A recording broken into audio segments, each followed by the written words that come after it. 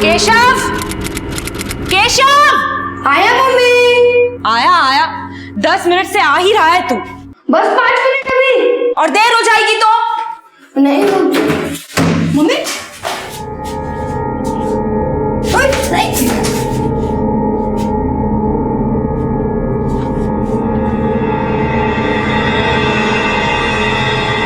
गंदा लड़का।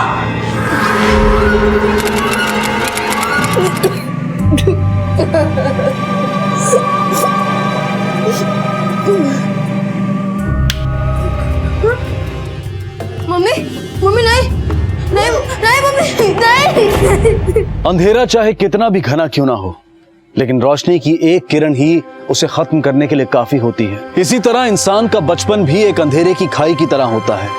अगर सही परवरिश और सही दिशा की किरण ना मिले तो पूरा जीवन अंधकार में खो जाता है। एक बच्चे के लिए उसके माता पिता का साथ और सहयोग उतना ही जरूरी होता है जितना कि सांस लेने के लिए हवा। और कभी कभी जब ये साथ और सहयोग दोनों ही नहीं मिलते, तब अपराध का एक ऐसा अंकुर फूटता है जिसकी चपेट में आकर एक नहीं बल्कि पूरा परिवार और समाज सब घायल हो जाते हैं।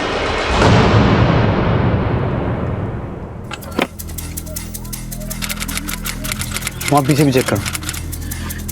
सर लगता है मौत सर पे चोट लगने की वजह से हुई है। बॉडी को पोस्टमार्टम के लिए भिजवाओ और फॉरेंसिक टीम से कहना इस सूटकेस को अच्छे से चेक करें और आसपास पता करो कोई सीसीटीवी है या नहीं। ठीक है सर। मौत की तारीख है 21 अप्रैल और समय है शाम के करीब 5 बजे। और सर एक बड़ी अजीब सी बात सामने आई है। बच्चे की बॉडी पे पुराने चोट के निशान भी हैं। ऐसा लगता है उसे पहले भी डंडे या बेल्ट से पीटा गया। यानी बहुत पहले से उसके साथ मारपीट हो रही थी। लोकेशन के आसपास कोई सीसीटीवी मिला? नहीं सर, लोकेशन के आसपास कोई सीसीटीवी कैमरा नहीं था, लेकिन बच्चे की पॉकेट से ये पेपर मिला है। ये तो किसी डायरी का पेज लगता है। स्नेहा लाल, 24 मार्च 2011, फेवरेट कलर रेड। इस पर 5 साल पुरानी डेट क्यों लिखी है? और ये कागज का टुकड़ा उसकी जेब में क्या कर रहा था?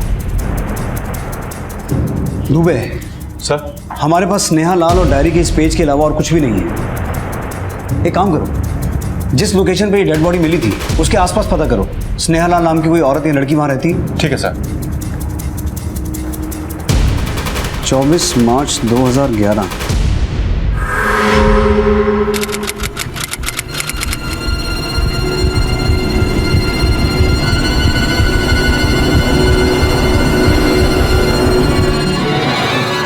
क्या कर रहे हो ये? Ma'am sorry sorry. बेशरम। सर बच्चे की बॉडी को अभी तक किसी ने भी क्लेम नहीं किया है। एक काम करो दुबे, उस बच्चे की फोटोग्राफ सभी पुलिस थानों में भिजवा दो, शायद कहीं से कोई क्लू मिले। ठीक है सर। अच्छा, ये स्नेहा लाल के बारे में कुछ पता चला? नहीं सर, अभी तक इसके बारे में कोई लीड नहीं मिला। सर रख दो। सर ये फाइल्स मैंने पुलिस डेटाबेस से मंगवाई है। पिछले 5 सालों में जितने भी ऐसे केसेस हैं जिनमें स्नेहा नाम का जिक्र है, ये उनके रिकॉर्ड्स हैं। शायद इस स्नेहा लाल का जिक्र भी इसमें कहीं हो। मुझे लगता है डायरी के इस पेज का और इस बच्चे की मौत का कोई ना कोई कनेक्शन तो है। सर ऐसा भी तो हो सकता है ना कि जो पेपर हमें मिला है ये घर में पड़ा हुआ कोई पुराना पेपर होगा। बच्चे के हाथ लगा तो उसने अपने पॉकेट में रख लिया। दुबे, इस पर 5 साल पुरानी डेट लिखी हुई है, और अगर तुम्हारी बात सही है कि ये पेपर 5 साल पुराना है, तो इतना पुराना पेपर कोई ऐसे संभाल के नहीं रखता। मुझे ऐसा लगता है कि इस कागज में और उस बच्चे की मौत में कोई ना कोई कनेक्शन तो है। कितना लड़का गंदा लड़का, गंदा लड़का, मैं गंदा लड़का हूँ।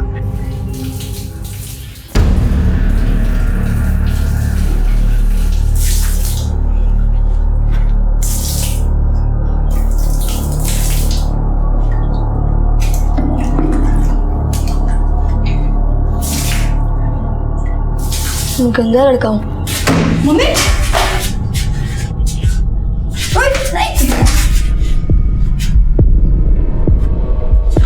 गंदा लड़का? मैं गंदा लड़का हूँ। क्या कर रहे हो ये? Ma'am,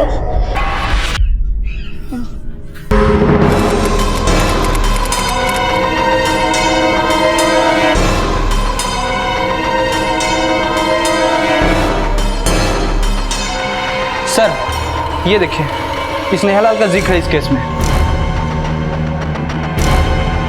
स्नेहालाल suicide case? सर, बच्चे के शरीर पे जो टी शर्ट थी वो किसी लोकल ब्रांड की है, लेकिन एक इंटरेस्टिंग बात पता चली है सर, इसके टैग पे लिखा है नॉट फॉर सेल।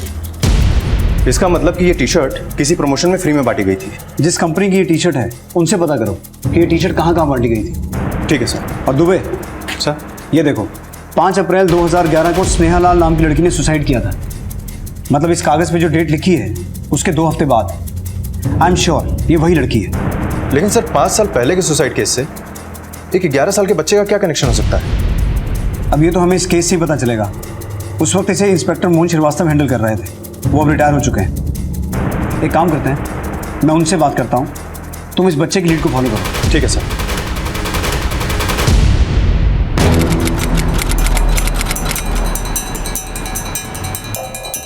इस फैक्ट्री का इंचार्ज कौन है? सर मैं ही यहाँ का प्रोडक्ट मैनेजर हूँ सर। ये टी शर्ट आप ही की फैक्ट्री से बांटी गई थी? सर ये टी शर्ट तो हमने टीचर्स डे के प्रमोशन के लिए सारी स्कूल में बांटी थी सर। आपको चाहिए तो मैं उनकी लिस्ट दे देता हूँ।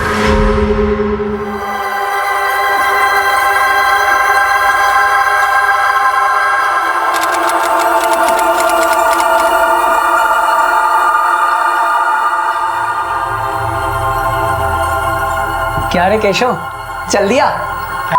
कुछ भी मत बोलो यार, पेशाब करने जा रहा हूँ मैं। अबे जरा बैठ बैठ। अरे आ ना, बैठ ना, बैठ। क्या है? अबे ये सब छोड़, असली का मजा लेते हैं। क्या बोलता है? कैसे? वो सब मुझको छोड़, तुम ये बताओ तुम दोनों के पास पैसे कितने हैं?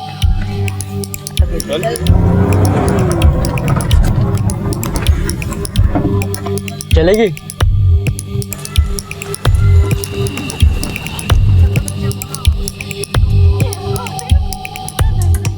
केशव तू कार में मजे ले, हम दोनों झाड़ियों में रोकर आते हैं।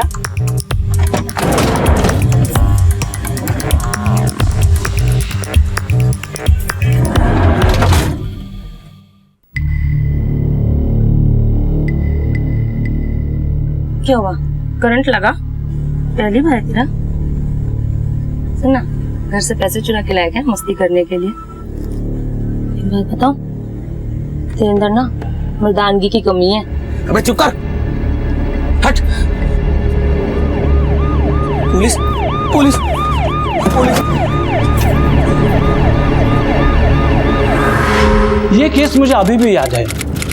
स्नेहालाल, उम्र कुछ 35 साल, ओपन एंड शट केस था। पंखे से लटक के सुसाइड की थी इसने। और हाँ, इसकी एक बेटी भी थी। उस बेटी ने हमें बताया था कि सुसाइड करने से पहले ये गुमसुम रहती थी, और सारे सबूत भी यही बता रहे थे। स्नेहालाल के सुसाइड का इस बच्चे की मौत से क्या कनेक्शन हो सकता है? कहीं ऐसा तो नहीं कि ये बच्चा स्नेहालाल का कोई रिश्तेदार हो? अभी ये बात तो सिर्फ स्नेहा की बेटी ही बता सकती है। उसका आखिरी एड्रेस है इस फाइल में।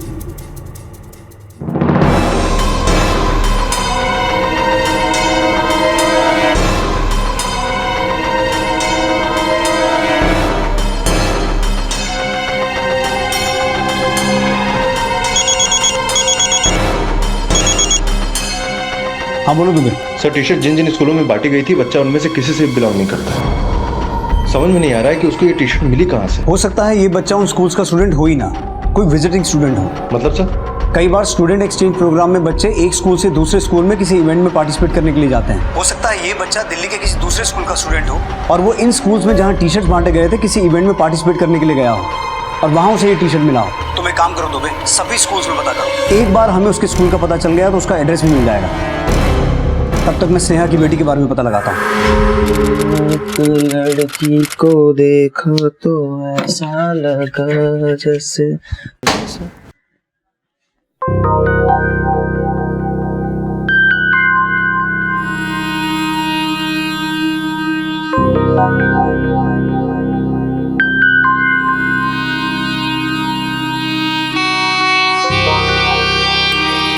अबे साले, बैठे बैठे ताड़ता रहेगा पूरी लाइफ या जाकर बोलेगा भी? पूरे 3 साल निकाल दिए आंखें सेक कर। छोड़ना यार।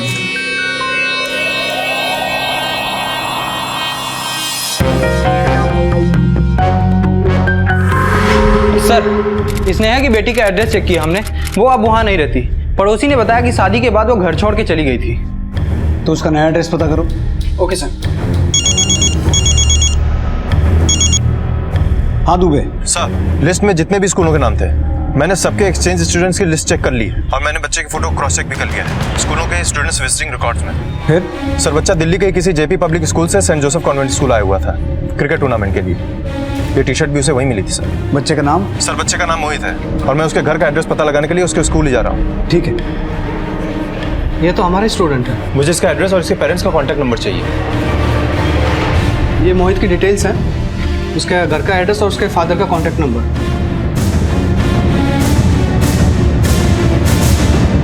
मुझे इसका जेरोक्स चाहिए। जी सर। क्या तब तक मैं मोहित के क्लासमेट से मिल सकता हूँ? जी सर। बेटा, मोहित आप लोगों का दोस्त था ना? अच्छा, आप लोग बता सकते हैं कि मोहित कितने दिनों से नहीं आ रहा है? लगातार 6-7 दिन। बेटा, तुम मोहित के बारे में कुछ बता सकती हो?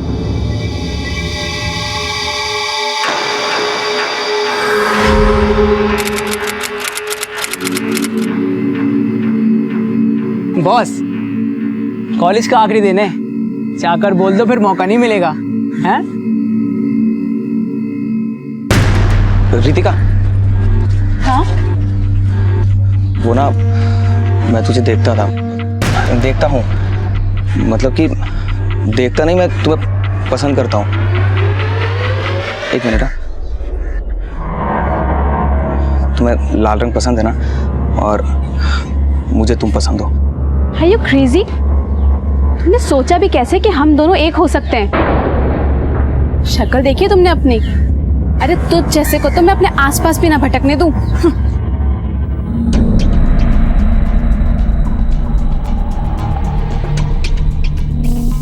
और सुन, दूर से ही देखते रहे, पास आने की औकात भी नहीं है तेरी। केशव की तमाम जिंदगी अपमान और तिरस्कार का एक लंबा सिलसिला बन गई थी। न वो खुद अपनी समस्या को कभी ठीक से समझ पाया, न किसी और ने ही उसके मसलों को हल करने की कोशिश की। जिंदगी के रास्तों पर चलते हुए केशव किसी का सामना नहीं कर पा रहा था कि एकाएक उसने अपना रास्ता ही बदल लिया। निरंजन, बच्चा, तेरे माथे की लकीरें तेरे सितम बयां कर रही हैं। तू अपने पति से परेशान है ना? हाँ बाबा, उनका किसी और के साथ चक्कर चल रहा है और अब आप ही मेरी मदद कर सकते हैं। भाई, और कुछ चाहिए क्या? आज रात एक और निपटने वाली है। ये बाबा एक नंबर का ढोंगी है, पाखंडी। औरतों को अपनी बातों में ऐसे फंसाता है कि पता ही नहीं चलता। चल भाई, पैसे निकालना।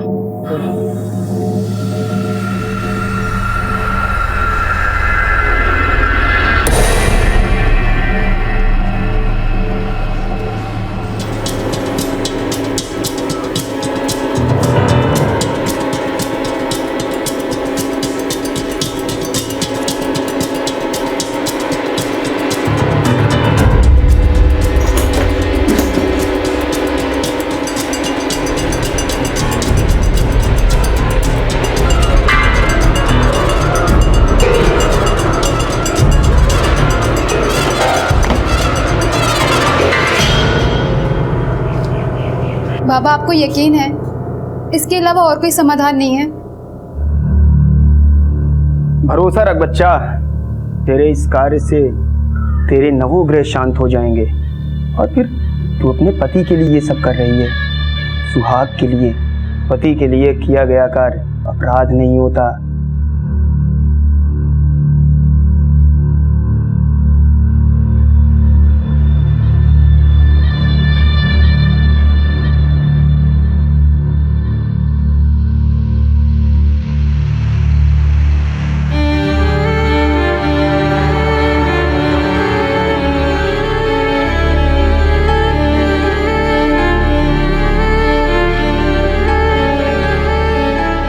अंदर आ जाओ बेटा।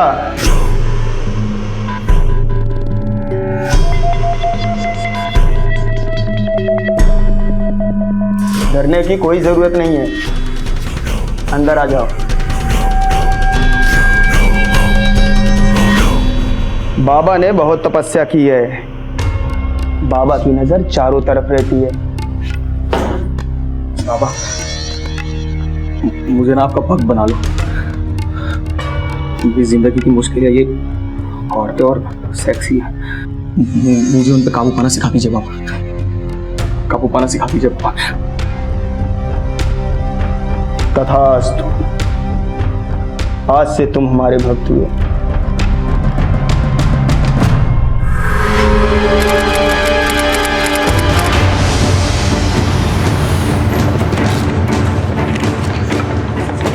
सर, मोहित के स्कूल से जो एड्रेस मिला था ये वही घर है।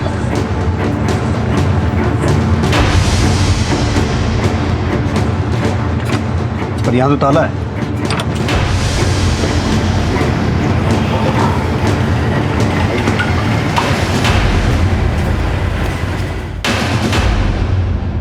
केशव जी,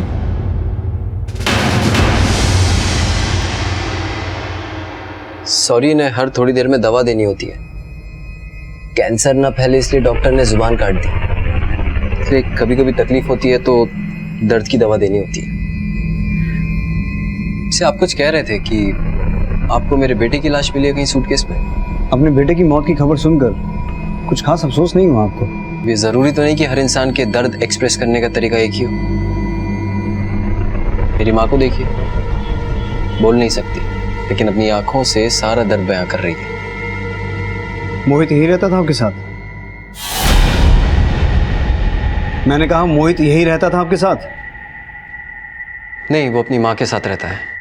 मधु मेरी एक्स वाइफ, डिवोर्स के बाद वो अपने साथ ले गई थी। लेकिन स्कूल में तो एड्रेस यहीं का है। बदलना भूल गई होगी।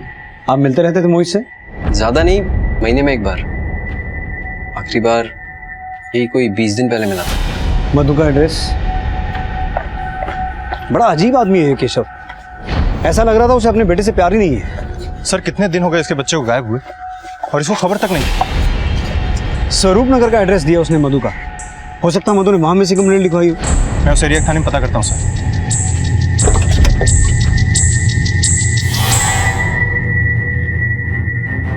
इसकी जिम्मेदार भी तू है। एक बात और बताऊं, वैसे तुझे पता तो चल ही गया होगा, मैं तो तेरा गंदा बच्चा हूं ना। इसलिए ये दवा पेन किलर नहीं, पानी था। हर बार दर्द में ही क्यों बोलूं? तू कैसे बोली? तेरी तो जबान ही कट गई है ना।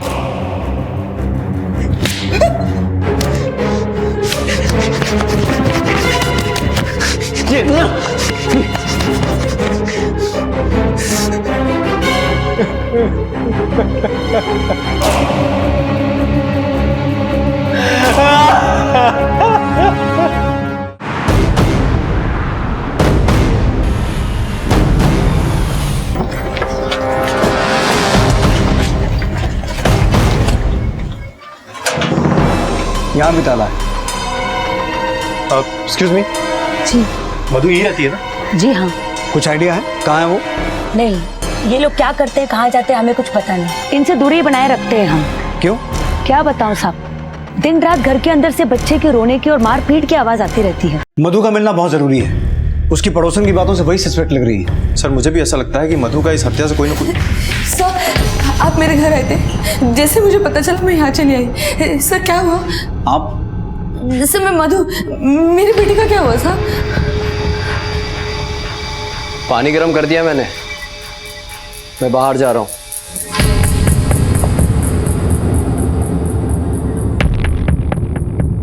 अच्छी माँ हो ना तुम मेरी, नहा लेना, नहीं तो बदबू आएगी तुमसे, ठीक है?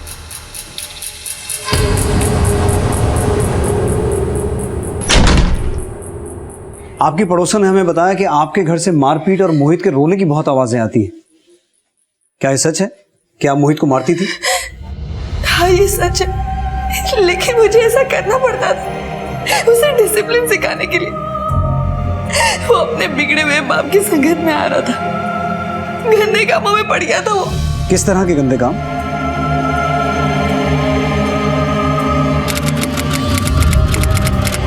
मोहित, क्या कर रहे हैं सब तुम? ये सब क्या है? अपने बाप की गंदी मैगजीन पढ़ रहा था वो। मैं मारती नहीं तो क्या करती सर? हाँ, मेरे पास वो मैगजीन्स थी, किसके पास नहीं होती। मेरा बेटा क्यूरियस हो रहा था तो मैंने उसे एजुकेट करने की कोशिश की, सेक्स एजुकेशन वीडियोस दिखा के।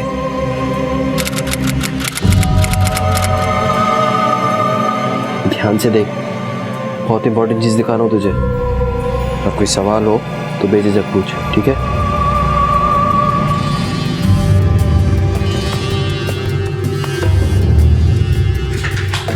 क्या कर रहे हो ये? अरे निकलो ऐसे, निकलो। अरे क्या कर रहे हो आप? मैं क्या कर सकता हूँ सर, मधु ने इसे भी गलत समझा। गलत तो उसने किया है मेरे साथ। Bloody womaniser. उसका घर मैंने कब का छोड़ दिया था। एक जगह नहीं छोड़ता था वो, ऑफिस, घर, पता नहीं। मोहित की जेब से हमें डायरी का पेज मिला है। आप बता सकती हैं स्नेहा लाल कौन है और इसका मोहित से क्या कनेक्शन है? नहीं सर, मैं किसी स्नेहा लाल को नहीं जानती। गंदी मां मत बनो, आराम से खाओ। मुंह खोलो, मुंह खोलो।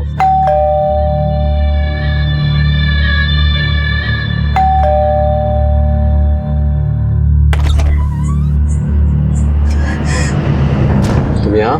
हमारा बेटा मर चुका है। जानता हूँ। और ये सब तुम्हारी वजह से हुआ है। तुम मुझ पर कैसे इल्जाम लगा सकती? क्योंकि मेरा दिल जानता है कि कितने गंदे इंसान हो तुम। तुम्हारे बुरे कर्मों की वजह से मारा मेरा बच्चा। तुझे क्या लगा सिर्फ तू ही थूक सकती है मुझ पर? हाँ? करना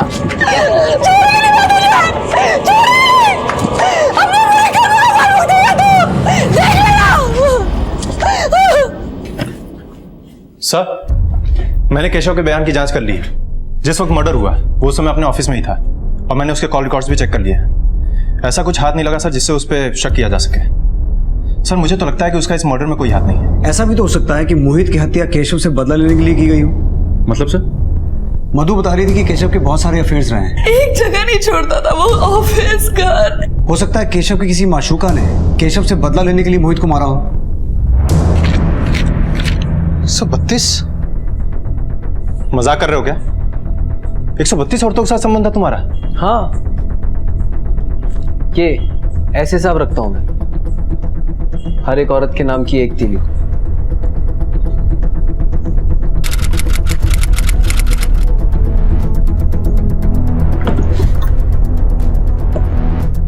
अरे वाह, अगर इतनी ही जल्दी मेरी कला सीखते रहे, वो दिन दूर नहीं जब तुम्हारे पास इतनी कन्याएं होंगी कि गिनती करना मुश्किल होगा। कोई मुश्किल ही नहीं होगी बाबा, क्योंकि गिनती तो मैं ही रखूंगा। और आज की गिनती 132 औरतें? Yes sir.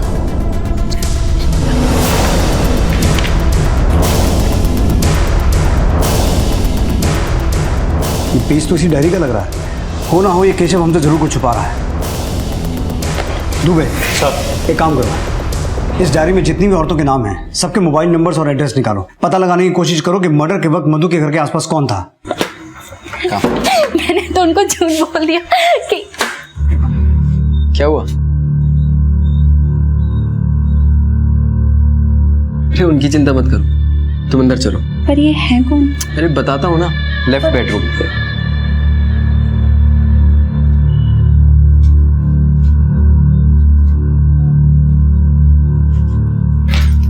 आप हमेशा मुझे रोकती थी ना, लेकिन मैं कभी रुका ही नहीं। मेरी खोज अभी भी जारी है और ये सब आपके कर्मों का फल है। आपको हमेशा ऐसा लगता था ना कि मैं गंदा लड़का हूं, मुझे कभी कोई लड़की नहीं मिलेगी। 133वीं मेरे ऑफिस की एम्प्लॉई है, पढ़ी लिखी, खूबसूरत। मैं इतना भी गंदा नहीं हूं। कभी सोचा था आपका बेटा इतना कामयाब होगा? घूर क्या रही है? हाँ, क्या घूर रही है? देखना चाहती है अंदर आके तेरा बेटा कितना होनहार है। नहीं, कुछ तो प्राइवेट रहने दे।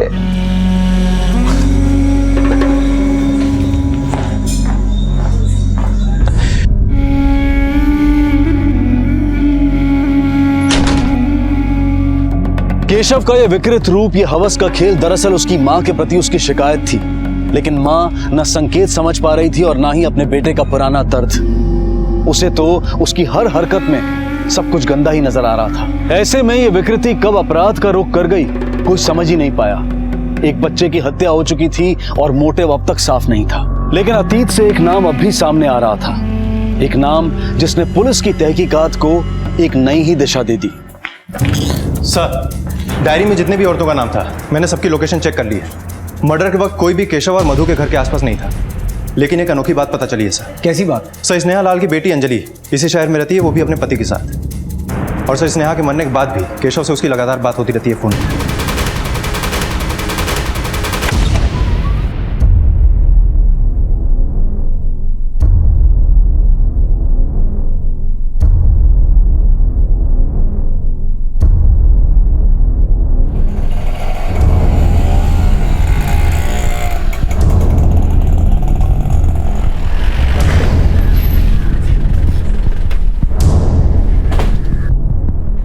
आप लोग फिर से? स्नेहा लाल कौन थी? अफेयर था हमारा, काफी दिन चला। बाद में मालूम हुआ उसने सुसाइड कर लिया। तुम्हारी वजह से? नहीं, वो पहले से ही डिप्रेस थी। और उसकी बेटी अंजलि, उसके साथ टच में हो तुम? हाँ, उसकी शादी हो गई, खुश है वो। तुम्हारे बेटे की जेब से हमें एक पेपर मिला था, उस पर स्नेहा लाल का नाम लिखा था और उसका फेवरेट कलर रेड। मैं अपने बेटे से कुछ नहीं छुपाता, अपनी डायरी भी दिखाई थी उसे। अब उसने पेपर फाड़ा नहीं फाड़ा, क्या किया, मुझे नहीं पता। हम सब पता लगा लेंगे, किसने फाड़ा, क्यों फाड़ा, सब पता चल जाएगा। चलो। बहुत दुख की बात है सर, जो कुछ भी मोहित के साथ हुआ। मैं उसे जानती थी, एक दो बार हम लोग मिले भी हैं। और केशव के साथ कैसा रिश्ता है आपका? केशव तो और भी अच्छे हैं। मम्मी की डेथ के बाद उन्होंने काफी हेल्प की है मेरी। जी सर, अब तक टच में हम लोगों के साथ, कभी कभी हालचाल भी पूछते रहता है। अंजलि, आपको कभी ऐसा लगा कि आपकी माँ स्नेहा की सुसाइड के लिए केशव जिम्मेदार है? नो सर, माँ हमेशा डिप्रेस्ड रहती थी, उनमें सुसाइडल टेंडेंसीज थे। ठीक है, आप लोग जा सकते हैं। Thank you sir. अभी तक जितने भी लोग मिले हैं सबके मुंह से केशव की बुराई सुनी है, पर ये दोनों तो उल्टी कहानी सुना रहे हैं। या तो ये दोनों कुछ जानते हैं जो ये छुपा रहे हैं, या फिर ये दोनों सच बोल रहे हैं और बाकी सारी दुनिया झूठ बोल रही है। एक काम करो दुबे सर, इन दोनों के भी कॉल डिटेल्स निकालो, देखो कुछ सामने आता है। ठीक है सर।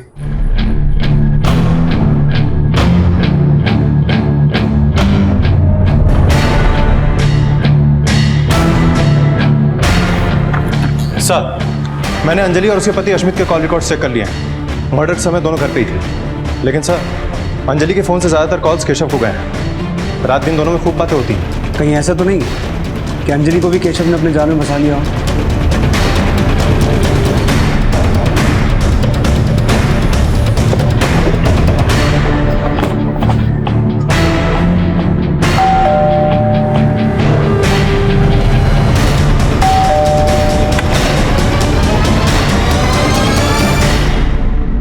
केशव है? माँ जी, आप चाहें तो हमारी मदद कर सकती हैं। देखिए, आपके पोते के कातिल तक पहुंचने के लिए हमें आपकी मदद चाहिए। मैं जानता हूं आप बोल नहीं सकती, लेकिन हाँ या ना में सिर हिला के जवाब तो दे सकती हैं। आप घबराइए मत, मैं आपसे कुछ सवाल पूछूंगा, आप सिर्फ हाँ या ना में जवाब देना। अंजलि और केशव का अफेयर है? सच सच बताइए माँ जी, आपके पोते के कातिल तक पहुंचने में आप ही हमारी मदद कर सकती हैं। प्लीज, अंजलि और केशव के बीच में कुछ था?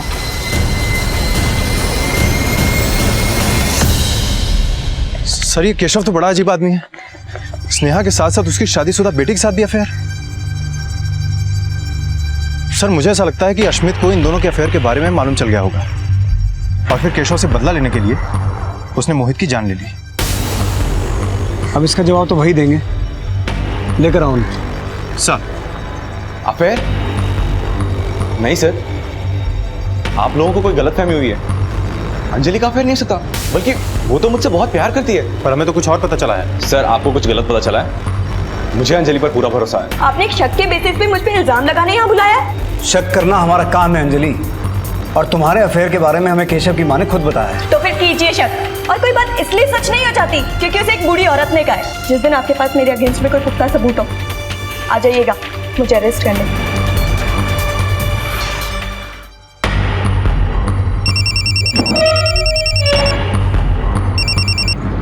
हेलो,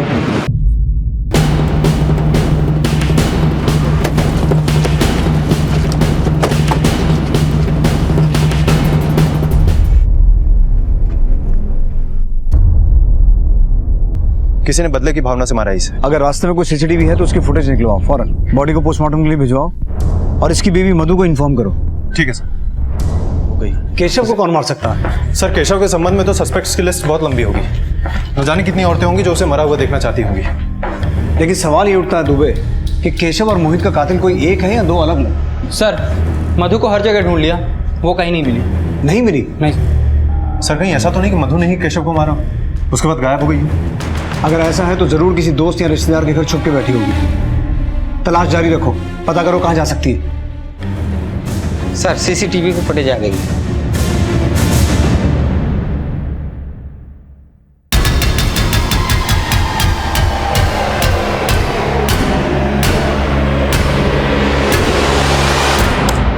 यही कातिल है।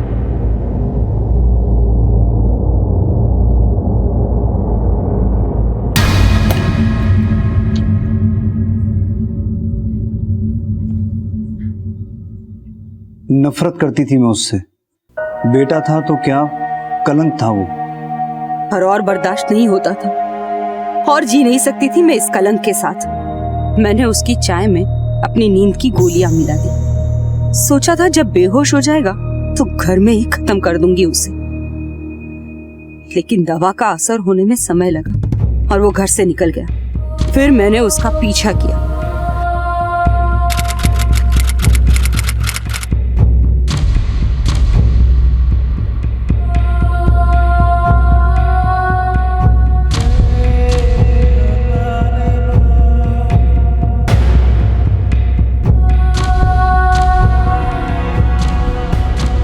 अगर आपने सही परवरिश की होती तो ये नौबत ही नहीं आती, ना वो ऐसा बनता, ना उसे खत्म करने की जरूरत होती।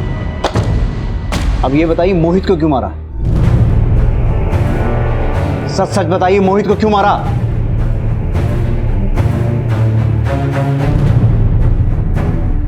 केशव का मर्डर तो सॉल्व हो गया, पर मोहित, उसे किसने मारा? सर मधु अभी भी गायब है। कहीं ऐसा तो नहीं मधु ने भी अपने बेटे को मार दिया जैसे सारिका ने केशव को मारा? सर मधु मिल गई है, अपनी एक दोस्त के घर पे थी। मैंने कहा ना आपसे, मैंने उसे नहीं मारा है। पर उसकी वजह से तुम्हें शर्मिंदगी तो होती थी ना, और इसी वजह से तुम उसे पीटती भी थी। हाँ, नफरत थी मुझे उससे। रोज कंप्लेंट आती थी उसकी, स्कूल से, पड़ोस से, सब जगह से। शर्मिंदगी होती थी मुझे, मारती थी मैं उसे, पीटती थी, लेकिन मैंने उसे नहीं मारा है। किस तरह की कंप्लेंट्स आती थी मोहित की?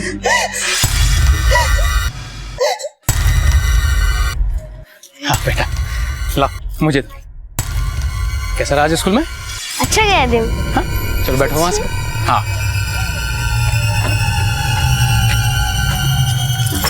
अमर श्रीवास्तव जी, तुम्हें हमारे साथ चलना होगा पुलिस स्टेशन। अमर श्रीवास्तव, जब तुम्हारे कॉल डिटेल्स देखे तो हमारे सामने तो एक अलग ही कहानी आई। 21 अप्रैल को 3 और 4 के बीच तुम्हारे फोन की लोकेशन मोहित के घर के आसपास की थी, और शाम 5 बजे तुम्हारे फोन की लोकेशन एग्जैक्टली उस जगह की थी जहां से हमें मोहित की लाश मिली थी। अब इस कोइंसिडेंस की डिटेल्स तुम हमें दोगे या मैं अपने तरीके से पूछूं? मैंने ही मारा था मोहित को। क्यों? क्या किया था उसने? मेरी बेटी का जीना हराम कर दिया था उसने।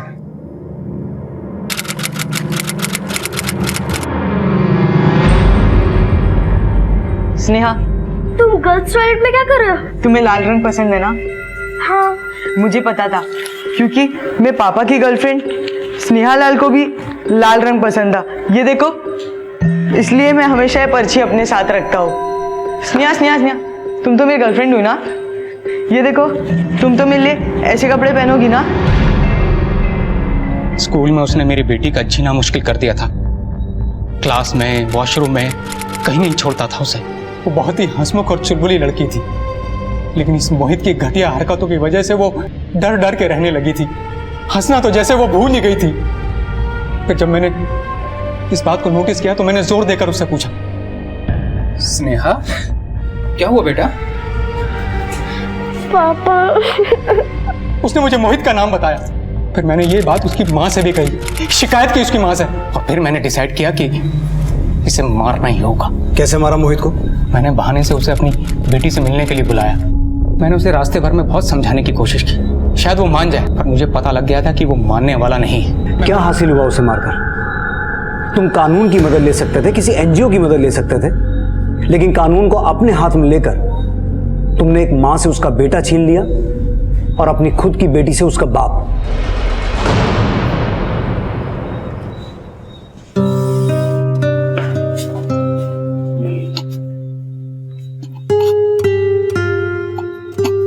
बचपन से किशोर अवस्था में कदम रखना एक नेचुरल प्रोसेस है, और सिर्फ इंसान ही नहीं, इस संसार के हर जीव के साथ ऐसा ही होता है। शरीर और सोच दोनों में बदलाव आते हैं जिसे इग्नोर नहीं किया जा सकता। लेकिन अफसोस के इस संसार का सबसे समझदार जीव इंसान इसके बारे में चर्चा और बातचीत को एक हवा और शर्मनाक चीज बनाए हुए है, जबकि ये विषय भी परवरिश का ही एक हिस्सा है। हमें ये समझना चाहिए कि सवाल को दबाने से हल नहीं मिलते, गुस्से से कभी कोई मसला हल नहीं होता, बल्कि जिज्ञासा बढ़ती है। और अगर उस वक्त सही परवरिश और मार्गदर्शन ना मिले तो यही हश्र होता है जो केशव और उसके परिवार के साथ हुआ। अब मैं अनूप सोनी आपसे विदा लेता हूं, फिर मुलाकात होगी अगले एपिसोड में एक और चौंका देने वाले केस के साथ। तब तक अपना और अपने परिवार का ख्याल रखें और देखते रहें क्राइम पेट्रोल डायल 100। सबक एक को सीख हम सबको। जय हिंद।